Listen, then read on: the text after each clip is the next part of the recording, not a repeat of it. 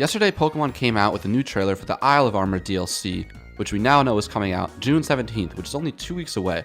While this trailer didn't give us that much new information, I never actually talked about this DLC when it was first announced since I wasn't making videos at that time. So I want to take this as an opportunity to talk about the DLC as a whole and sort of speculate about it, talk about some of the deviations it's making from Sword and Shield and what that might be like. I was really surprised to learn that Pokemon was going to have DLC for Sword and Shield. Obviously, for the longest time, Pokemon has been doing the third version thing, releasing the previous game with some new stuff. I think that DLC is a lot more appealing to me than the typical third version that they usually do, so I'm pretty excited about that. Obviously, there's the worry that maybe they're going to hold back stuff from the main game, and maybe they did, so that they could have it in the DLC, but then again, that worry is just as present for third versions, so I don't think it's really a fair thing to bring up when you're talking about what you prefer, third versions or DLC, or what seems like a better idea. One thing I always wish about in Pokemon games is that after I beat my adventure, I want to have more to do with the rest of my team, and I want to have more reason to keep training new Pokemon and getting new Pokemon, because once you've sort of done everything, it feels like there's not really a good incentive to train new Pokemon and catch new Pokemon other than multiplayer. But even just the knowledge that there's going to be DLC and there's going to be more content kind of gives you that, or at least gives you a reason to keep playing the game. And it's also really exciting to know that there's going to be more stuff that you can do with your core team that you've already played through the game with and have already bonded with. Usually when I beat the game, I just want to have more stuff to keep doing with that team. That's one reason why so many people love Gold and Silver. DLC serves that purpose, whereas third versions, you have to start over and play with a whole new team in order to experience the new content. And while I love replaying games, you can still buy Sword and then buy Shield if you want to replay it, whereas this will actually give you more content to continue to experience with your core team, or whatever team you want to use. That being said, this DLC is definitely unconventional, even by Pokemon having DLC standards, based on what you would expect. I would expect that it would be kind of a continuation of the original game, whereas what's happening here is a different format. In Pokemon Sword and Shield, obviously we had the wild area, which you go to a couple times, and it has a couple different segments that you have to travel through, but the rest of the game consists of typical Pokemon routes. A lot of people were disappointed that they didn't go all the way with the wild area. People wanted their next home console Pokemon game for you to be able to move the right stick and for it to really be next gen or whatever. But I honestly really liked what we ended up with. I love routes in Pokemon games, and I was happy that they didn't go away. But at the same time, I did really enjoy the wild area. Although admittedly, the wild area was less fun to go through on repeated playthroughs. But essentially, overall, I was really happy with the balance we got and how Sword and Shield worked in that way. But now, with the DLC, every area is going to be like a wild area in the way that it's kind of open world-ish, and you can move around the right stick and stuff like that. I wouldn't be surprised if it's great and I love it, but I could also imagine it being tiresome to only go through wild areas and not have the traditional Pokemon routes. Not that I necessarily think that's what it'll be like, I just don't really know what to expect because we've had the route system in Pokemon forever. I think it's a great idea for them to test this sort of idea in DLC. If it doesn't work out well, it's not the end of the world, and if it does work out well, then they can replicate it for the next games. One thing that they're going to have to change, I think, is that in the wild area, there aren't any trainers. It's just about catching Pokemon. So if you're only going to have wild areas between towns and other locations, I'm assuming they're probably going to have to add trainers into the wild area, because otherwise you lose a pretty important part of the core Pokemon formula. I'm also not a big fan of the raid battles. I didn't think they were very fun, and I also think that the game was not balanced with the experience you get from raid battles in mind. So after my initial visit to the wild area, I stopped participating in them. But since this is going to be all wild areas, it seems like there's going to be raid battles everywhere. This is also kind of disappointing in the way that the pink, raid spots, whatever they're called, with the light bursting out of them, are kind of ugly. And I think it'll be a little bit annoying to have the whole world covered in those. There might not really be any pretty scenery everywhere, because wherever you look, there could be those wild area spots. But I guess not a big deal in the grand scheme of things. Another pretty atypical thing about this DLC is that Pokemon's usually about building your own team, use whatever Pokemon you want to use, whereas this DLC gives you a specific Pokemon to use that seems to play a pretty important part in the DLC. I still do believe that if you wanted to, you can get that Pokemon and immediately box it, but it's an interesting approach nonetheless. I guess the only real comparable thing is Let's Go Pikachu and Eevee. About Kubfu himself, I think it's a really cool design, although I can't say the same for Urshifu. Urshifu honestly is not a very interesting design to me. It's cool how he has two different forms with two different types, but they look almost identical, and neither of them really embody their respective dark or water types, so not one of my favorites. Their Gigantamax forms are more different to each other, but I don't think that's an excuse to have the regular forms look so similar. I guess if it was really the only difference was that one was single strike and one was multi-strike, it makes sense that they don't look that different, but if they're two different types as well, I feel like that should be showcased in some way in their designs. Now, when we first found out about Galarian Slowpoke, I wasn't that into it. It's basically just a regular Slowpoke with some yellow on its head and tail, and to be honest, the weird yellow color on its head makes it look kinda ugly. Not to mention, it lost its water typing for seemingly no reason and didn't gain anything interesting. Still, I thought it was really cool how they gave us one of the DLC forms ahead of time to have us be excited about the DLC. And I also thought it was cool that they decided to do this with Slowpoke, since Slowpoke has 2 evolutions, so we had 2 evolutions to speculate about, and one of which will come in each expansion. And now that we've seen Galarian Slowbro, I gotta say, I'm pretty happy with it. This time the Shelder bit onto Slowbro's arm, as opposed to its tail, which I think is a pretty creative way of keeping the theme of the original Slowbro, but doing something new with it. And yeah, Slowbro's still got the weird spots on its head and tail and arms, but now they're purple, and honestly, the purple just looks better than the yellow, but I also like it more and I'm more content with it because Galarian Slowbro is a poison type, so it makes sense. My thought process is, oh, the Shelder bit onto its arm, and maybe this Shelder, I thought it'd be cool if this Shelder was like a water poison type. Maybe they had a Galarian Shelder that was a poison type, and because that's the Shelder that bit onto Slowbro, some poison seeped into it and made him poison type and got the poison on his extremities, which is why they're purple. Of course, if there doesn't end up being a Galarian Shelder, this would make a little less sense and be a little less cool, but it's still a pretty cool concept.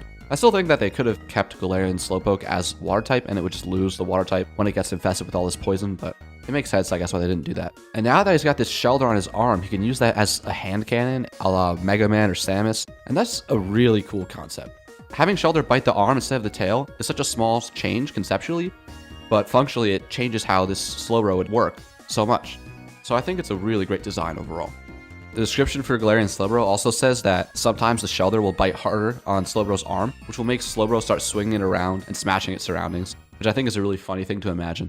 Next up, we got Regidrago and Regieleki. So these Pokemon are Regis, a throwback to Gen 3 with Regice, Registeel, and Regirock, and there's also Gen 4 with Regigigas. And I really love that they're going back to this old line of Pokemon and creating new, I guess not iterations of them, but related legendaries to them. I think that's really awesome. And as a result, these 2 Pokemon are probably the Pokemon from this DLC I'm most excited about. I love how it embraces the old, but in a very new way. It's not just another Charizard form, not that I dislike that, but it is a new Pokemon, but it's connected in a really awesome way to the old Pokemon.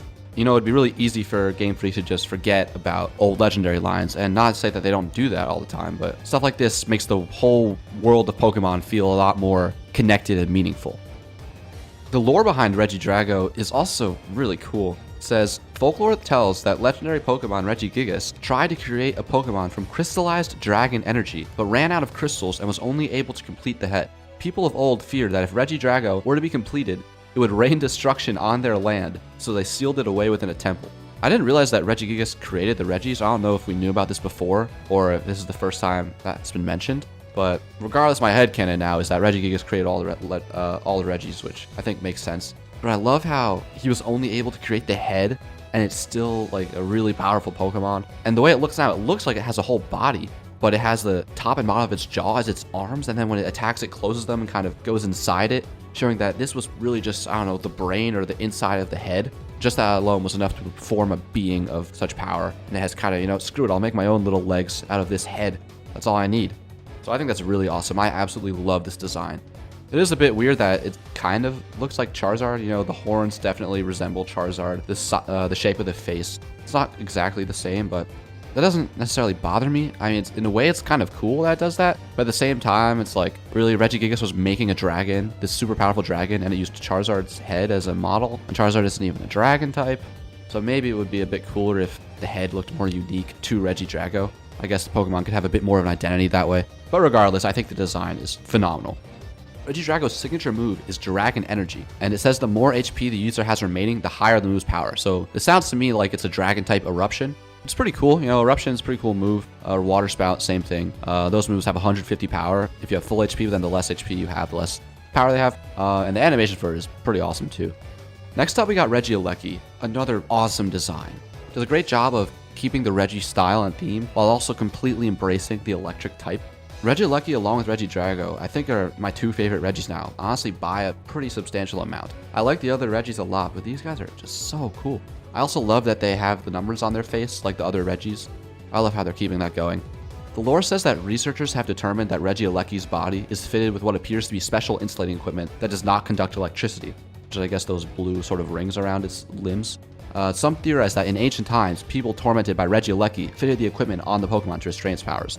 Honestly, I think that's a little lame. I think that's kind of dumb lore, because if that's true, then why can't we just take it off? Maybe it can't take it off. We take it off, make our Pokemon more powerful. Why would we just leave this on? If it's not part of the Pokemon, I don't know. Kind of dumb, but Pokedex entries are very often kind of dumb, so. Regieleci's signature move is Thunder Cage, and the animation of this move is just insanely cool. In addition to doing damage, it also traps Pokemon, preventing them from switching out, and damages them for 4 to 5 turns. So this sounds to just be like Fire Spin or Sand Tomb, but you know, those moves aren't very good. They're very low power, and this move looks pretty powerful at least. I think it would be pretty lame if it ended up being as weak as those 2 moves. Hopefully, since, you know, this is a legendary Pokemon, this is its signature move, hopefully they up the power a lot compared to those moves. And if so, that's a really cool and also pretty good move if it does a significant amount of damage, but also has this effect of trapping the opponent and damaging them every 4 to 5 turns. Hopefully it's like 60 or 80 damage. I would guess 80, because any more than that, and it's going to be as good as Thunderbolt, in addition to having all those other effects. But again, it's a legendary Pokemon signature move. It can only be used on this Pokemon. I don't think there's anything too wrong with making it a super good move. We should also talk about the Galarian birds that we found out about a while ago, but they showcased them a little bit more the other day. Articuno, Moltres, and Zapdos have all lost their elemental types, so they're all keeping the flying type. And then Articuno's gaining Psychic type, Zapdos is gaining the Fighting type, and Moltres is gaining the Dark type. It is a bit weird how there can be Galarian forms of a legendary Pokemon, because obviously when you talk about how evolution works and how different regional variants would develop, that doesn't make any sense for specific Pokemon that can't breed, and there's only one of them. So I don't know what the lore explanation would be for how there's this set of birds, and there's also this set of birds that's pretty similar, but not quite the same. I'm not trying to nitpick and say that Pokemon has to follow the laws of evolution, because obviously they don't follow the laws of evolution already. They're a little liberal with that, but it's not quite as cool as what they're doing with the Regis. Not that that would necessarily make sense for these guys, whatever they're called, the Kanto birds, I guess, because just adding a few more birds wouldn't inherently be connected to these 3. So it's still something that I like, and I think it's pretty cool. Just not quite as cool as what's going on with the Regis. I'm a little bit mixed on their typings, because when you look at least Moltres, like, that thing still looks like it really should have a fire type. I guess it's one of those situations where I really wish some Pokemon could have 3 types, because, yeah, I like that the Galarian version is having a new type, being Dark type, and it looks like a Dark type, that's awesome. But it looks like a Fire type too, dude, it's full of flames. And I'm not saying it doesn't look like a Flying type either. Maybe if its ability was that it had stab fire moves or something, that'd be cool. I don't know. Honestly, I would love if Pokemon introduced 3 types for some Pokemon. Probably won't ever do that because that would make trying to figure out what's super effective pretty complicated, but Pokemon like Galarian Moltres would benefit from it for sure. And then when you look at Galarian Zapdos, now that one is a little bit more like, that doesn't look like it can fly. It barely has wings anymore. They're just sort of spikes now. So I feel like at least for Zapdos, it would have been cool if they made it fighting electric. But at the same time, if they want to keep the trilogy sort of thing, I guess it makes sense to have all of them have one of the same type, being flying. It's hard to say whether I like the Galarian designs overall better than the Kanto designs. Right now I'm leaning towards the Galarian designs, but I can see it going either way. Moltres I think is the easiest one for me, that the Galarian one is really cool, whereas regular Moltres is a bit blander. Zapdos, instinctively I want to say that Galarian Zapdos is cooler, but then it also looks kind of silly that it's just sort of a chicken running around that can't fly. Or maybe it can fly, I guess I'm not sure about that. Articuno is a little bit tricky too, because Galarian Articuno is, like, in quotes, cooler, but it also looks kind of stuck up, and it pisses me off. It makes me kind of want to punch it. Whereas Articuno, the Kanto one, looks like somebody I'd like to hang out with. So even though from a design standpoint, maybe Galarian Articuno is a little bit cooler, I think I still prefer regular Articuno, if that makes sense. As for these birds' signature moves, it's a little bit interesting. They tried to sort of do a cool pattern, which is probably another reason why they kept the flying type on all 3, and that each of their signature moves is their new type. So Articuno's is a psychic type move, Zapdos is a fighting type move, and Moltres is a dark type move. But each of them are named after and have properties related to their original types. So Zapdos' signature move is called Thunderous Kick, and obviously it looks very lightning-y. Articuno's signature move is called Freezing Glare, and Moltres' signature move is called Fiery Wrath.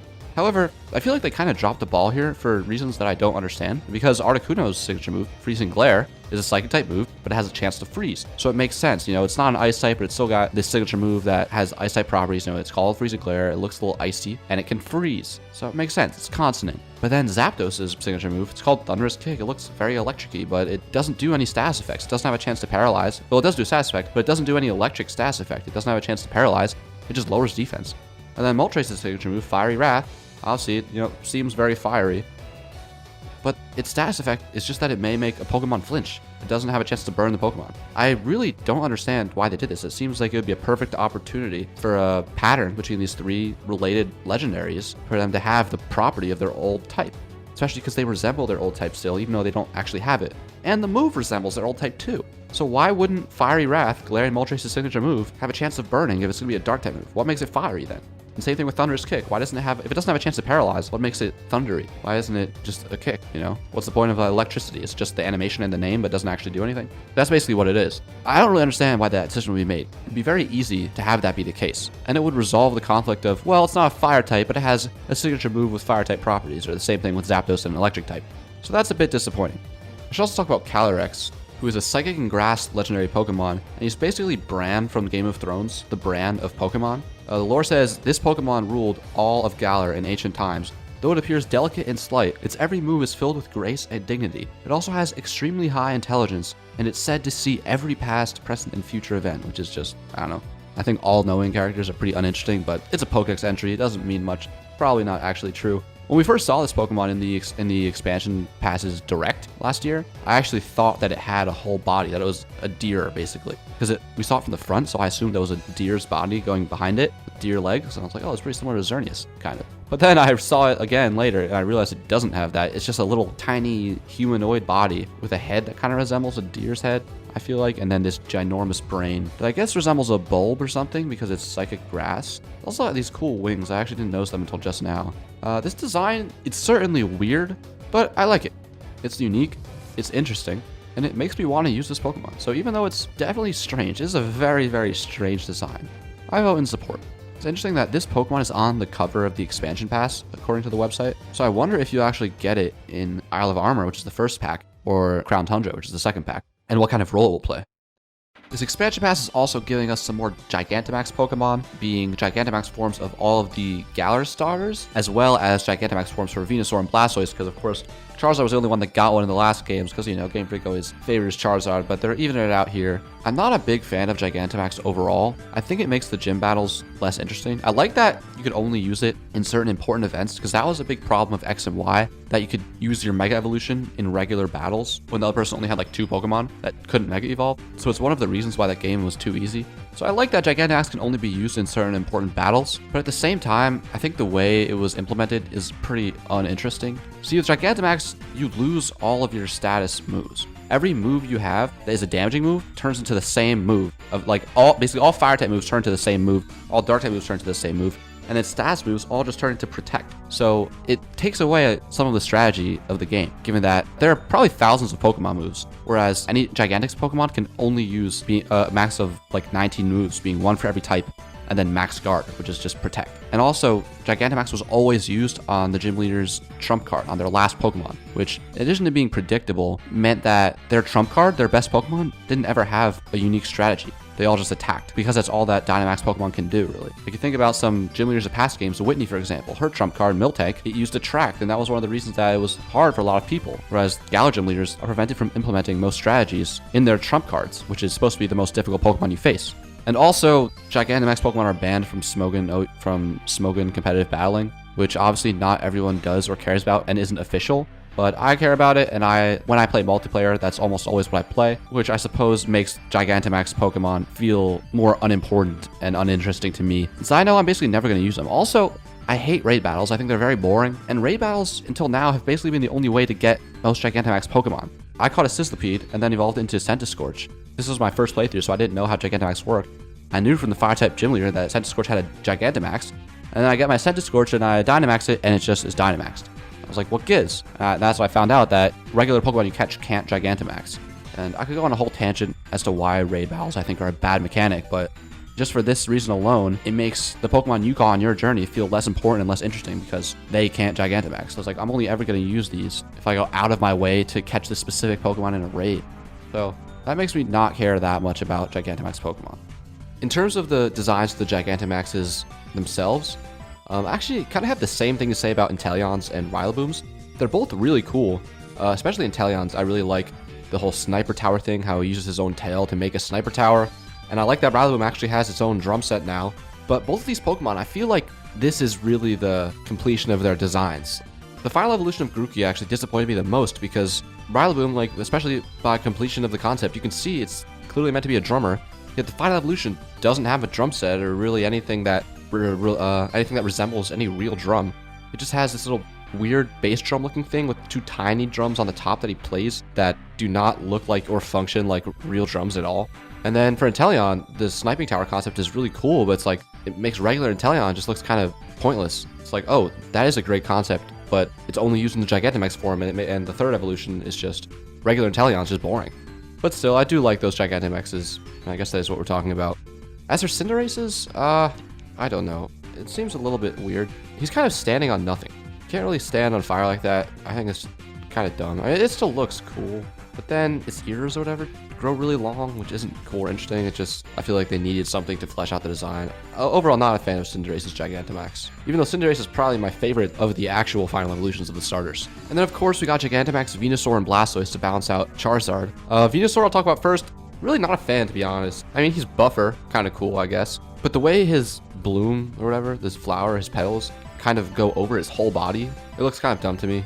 It kind of looks like a middle school kid who hasn't really learned how to take care of himself yet and really needs a haircut, but he won't get one no matter what his parents tell him. Blastoise is definitely cooler. I love how he has cannons completely surrounding him, but of course he's also got his main cannon on the back, which, you know, that's not something I want to get hit by.